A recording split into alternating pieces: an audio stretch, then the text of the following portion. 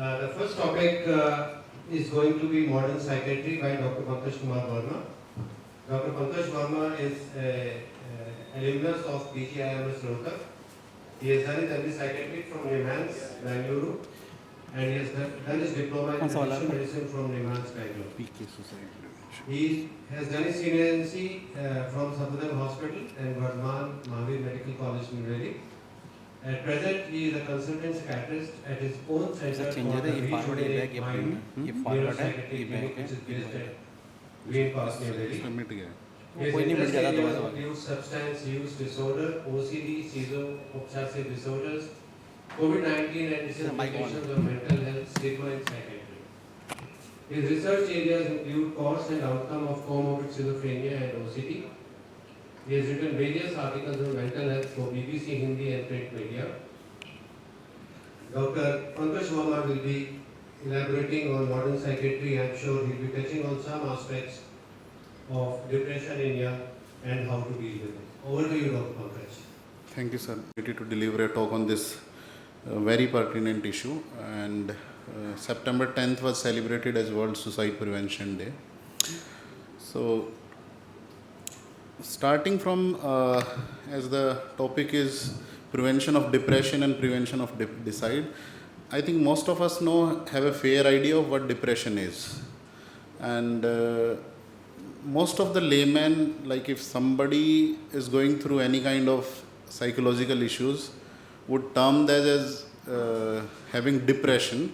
But depression is quite different from what we keep seeing, the kind of psychological issues we keep seeing. We very loosely use terms like depression in day-to-day life also. Somebody is going through a phase, somebody is not feeling well for last few days. We demarcate those people as going through depression. But depression, as in clinical depression, is much more than that, where you have persistent feelings of sadness, hopelessness, and most importantly, they are not able to feel pleasure in activities which they used to enjoy. And it's basically a disorder of thought, means you are not having thoughts which are constructive, and because of this mind-body connection, what you are feeling is also getting transferred to your body in terms of lack of energy. You are not able to move that fast or do activities as you used to do, and it starts impacting your daily functioning. So next question is like, how common is depression then? Like we are talking about clinical depression. So this is the data from National Mental Health Survey, which was conducted in 2016 from NIMHANS, Bangalore. So they said that almost 5% of Indians are suffering from depression. If we translate it into numbers, that means 1 in every 20 Indians is having clinical depression. I'm not talking about, those phases of feeling depressed for few days. These are data for clinical depression. If we extrapolate it to according to our population these days, the number goes beyond 7 crores. And the same mental health survey pointed out that there is 85% of treatment gap. So this treatment gap then denotes that more than 6 crore of people, they have never reached out to a psychiatrist. They never sought any kind of help. They were not diagnosed. They were not given adequate help. So these are the people who, even after having depression, now are suffering from it, and like no treatment, no help in any form was provided to that. Since we are talking about depression in youth, so there is this 4% combined prevalence amongst this age from 13 to 29 years of age, and depression presents differently in different ages. Somebody who is younger than 15 years, they are going to have different symptoms at onset of depression. Somebody who is more than 50, 55, 60 years of age, they would be presenting differently. But during this age group, which we say is one of the most productive ages and full of energy, the depression sucks in all energy. They start feeling sad, there are crying spells, they feel tired most of the time because there are a lot of things going in back of mind, so they have difficulty in focusing on work.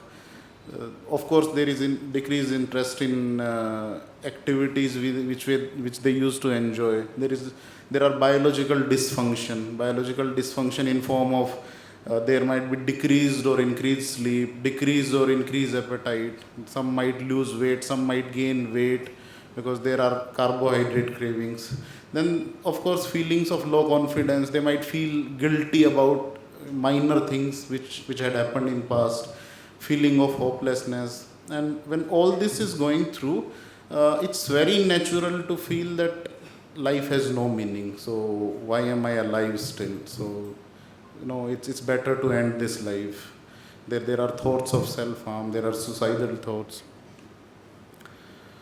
So this term suicide basically is a Latin word where this sui means oneself, the person, and cedium means to kill. So to kill oneself is suicide, and it's a fatal self-inflicted destructive act with explicit or inferred intent to die.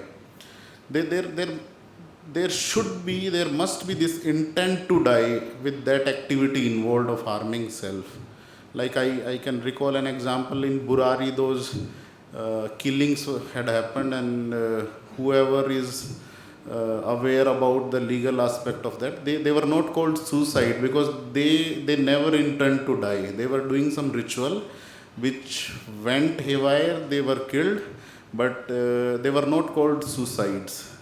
So there has to be an intent to kill oneself, and almost 9 out of 10 cases of completed suicide, they are always the result of mental illness, and mostly it is depression, but there might be other reason also. So how this suicide problem has grown? This is NCRB data, National Crime Records Bureau data. So in 2018, this suicide rate was almost 10 people were killing out of 1 lakh, and now in 2022 that has increased to 12.4 people out of 1 lakh killing themselves. This might appear a little increase, but in terms of percentages, it is 21% increase over 5 years in suicides which are happening in India.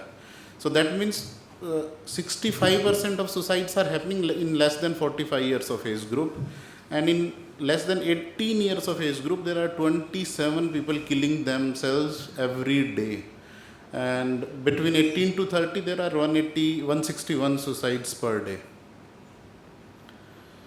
So let's talk about, if you come across somebody and you are in doubt whether this person is having some kind of difficulties, what should we do?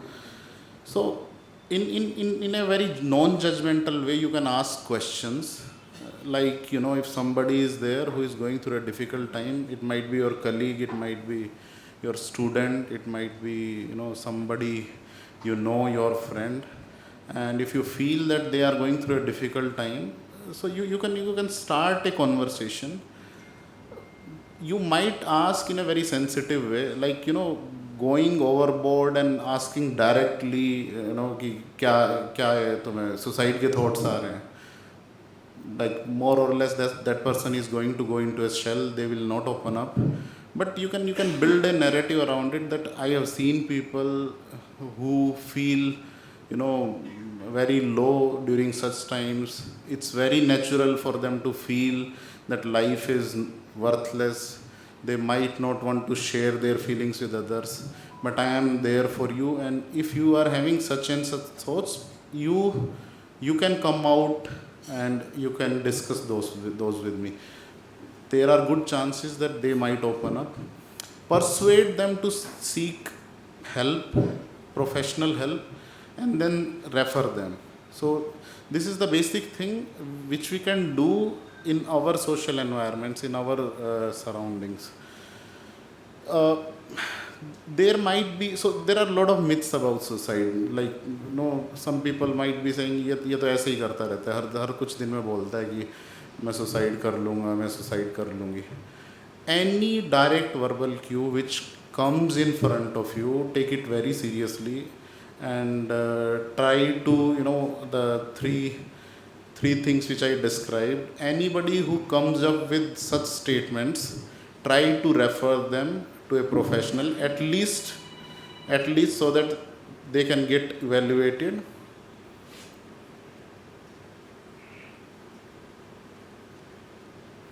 So direct verbal cues can be, no, I have decided to kill myself. I wish I were dead. I am going to end it all. If such and such thing doesn't happen, I'll kill myself. I am going to commit suicide. These are something which are directly conveying that person has some thought process going on in the background, and at least they are contemplating about harming themselves. There might be indirect verbal cues, like, what we call technically as in psychiatry, that there might be passive death wishes, like they would be better off without me. Who cares if I'm dead anyway? I just want out. Pretty soon you won't have to worry about me. I'm tired of life. I just can't go on. If things don't get better, I'm leaving. It's not like you all want me here anyway. There might be some social media cues. They might put something on social media indicating that they are not very happy with their lives. You can observe some behavioral warning signs, like sudden interest or disinterest in religion. People start giving away their prized possessions, some kind of hobbies. Somebody might be collecting something, some currency, some coins, some kind of hobbies, and then they start giving everything to others. Sudden decline in academic performance. There might be some high risk impulsive behavior. It's very unusual for them to drive that way, or they never went for any such activities. Now they want to go and do bungee jumping. Drug or alcohol abuse or relapse after a period of recovery. Somebody who was doing well now relapses on any substance.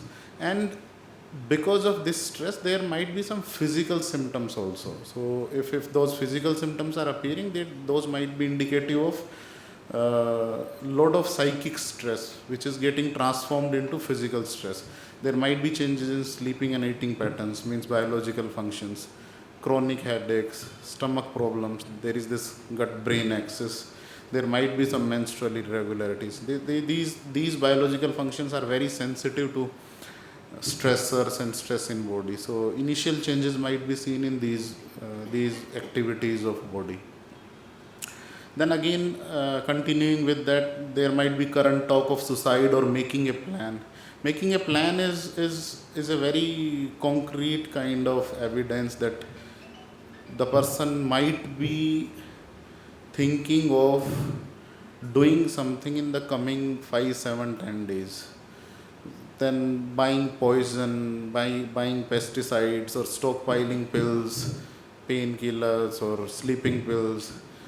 They might start doing small destructive acts like cutting. Some people are not very confident initially, so they want to try it out. So they might give small cuts to them initially, thinking that how much painful it's gonna be. They might have strong wish to die, preoccupation with death. They might start withdrawing for friends, family and society. They might seem very anxious and depressed. Again, not able to sleep. Keeps expressing there is no reason to live. Life has gone meaningless. There are statements of hopelessness and despair. They become apathetic to whatever is happening in family and around them. And there might be behavioral changes in form of irritability, unexplained anger, feeling angry at slightest of the provocation. Then there might be some situational warning signs, like we work, we stay in a place, we work in a place. So there might be some particular situations which might indicate and work as warning signs. Like somebody got expelled or was put on probation at work, loss of any major relationship, like sir was telling, death of a friend or family member, and especially by suicide, then the remaining members, if they feel that in that act of impulsivity, they might also commit suicide. Loss of any influential therapist, mentor or teacher, if there are some ongoing family problems, if somebody is alienated from family, or if somebody comes to know about a terminal diagnosis, or like fear of punishment and like sudden somebody is incarcerated, sudden explained loss of freedom. So again, like feeling embarrassed, humiliated in a group or in front of other. This has become very common, especially in form of cyberbullying. So the current generation, which is very sensitive about what is being written online. So a lot of cases are being seen where cyberbullying led to acts of self-harm. And again, as there is in today's agenda, financial issues, fear of becoming a burden to others. If somebody becomes disabled, and then there has to be some kind of caregiving to them. They start feeling that caregivers are now burnt out and I am a burden, and feeling trapped with no way out, like for whatever reason in life they feel that they can't get out of this situation. So these are the warning signs which can point towards somebody that they might be thinking of ending their life. Now specifically, as in mentioned in today's topic, warning signs in youth. So youth has some peculiar characteristics to them. Like they are somebody whose personalities have not developed yet, or if those have developed, they have not gained proper coping skills, and they are evolving as a person. So whatever they had by birth inherently, what we call it as temperament, so that temperament by birth is now reacting with environment, and they are developing into a certain personality, and that personality has different aspects to it. Their identity of self, how they interpret actions of people around them, neutral actions of people around them, how they cope up with challenges, what do they think about their life in long term, and how they relate to people, how they develop these attachment patterns and bonding patterns. So in youth there might be different things, like difficulties at adjusting to a new environment. These people are okay, son. There might be social pressures, feeling of failure or decreased performance. There might be some onset of mental illness. This is very important. So the age group of 15 to 25 is a very crucial age. Most of the psychiatric disorders, they have onset during this time. So around the age of 15, 20, 25, a lot of mental disorders start, like anxiety, bipolar disorder, and as we mentioned, some other similar factors like bullying and financial issues. So what should we do? This wall of resistance demarcates that, take it as a wall which has different bricks. So a doctor thinks that, okay, if a person is thinking about suicide, there might be some factors which might resist this person to jump towards that side, the side of committing suicide.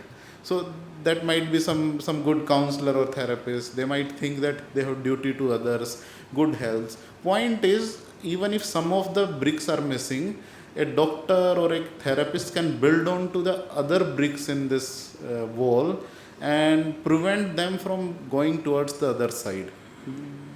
These might be anything, like mentioned here.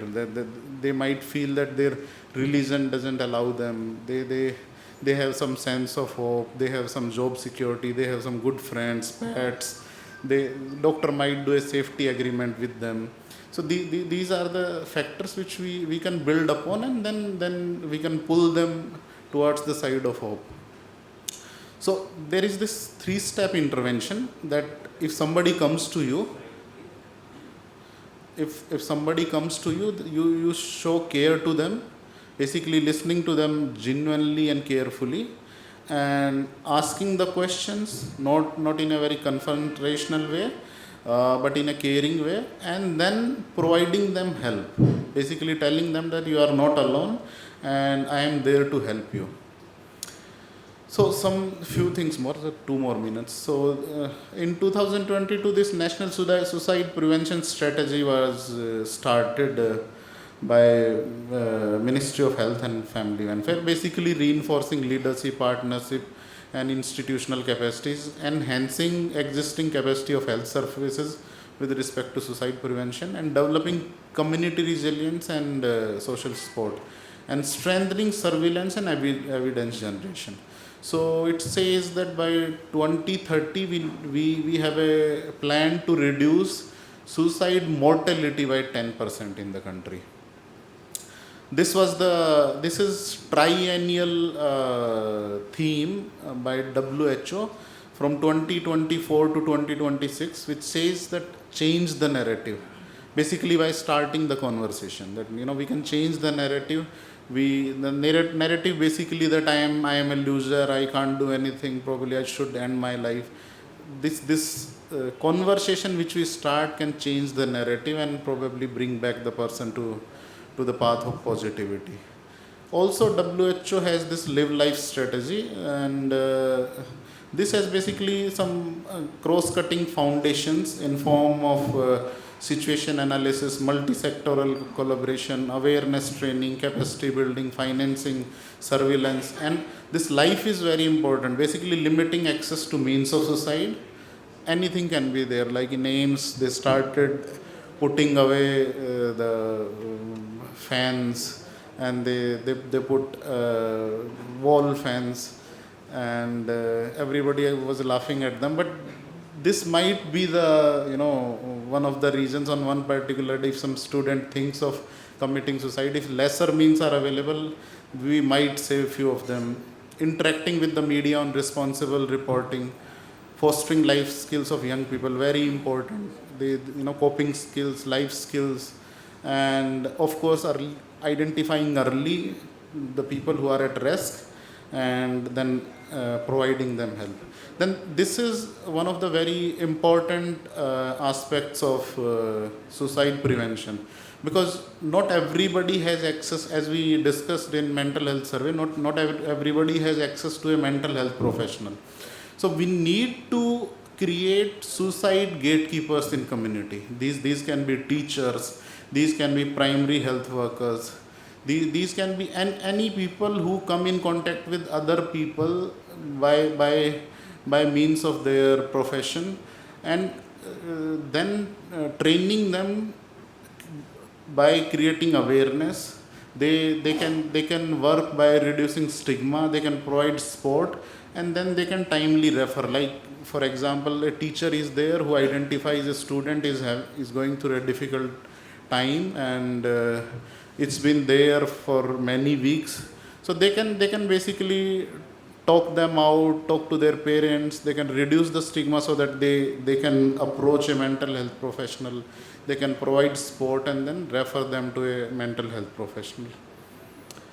So other things are emotion.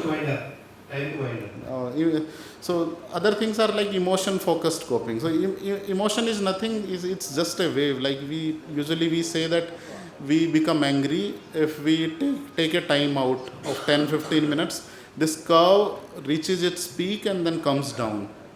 Similarly, in emotion focused coping, basically these kind of activities, they give us time to reflect. You even taking a bath, you are taking bath for 10 minutes and you are contemplating about your decision. So meditating, journaling, giving yourself a pep talk. So these kind of strategies can also be helpful. Then problem focused coping. If certain problems are there which are becoming difficult to handle, like managing time, asking for help, establish healthy boundaries in relationships, at work, learning to say no, and organizing yourself, work-life balance, and setting clear goals. So these can be strategies, like depending on what kind of issues there are, we can help the clients. So That's what I wanted to say. Thank you. Okay,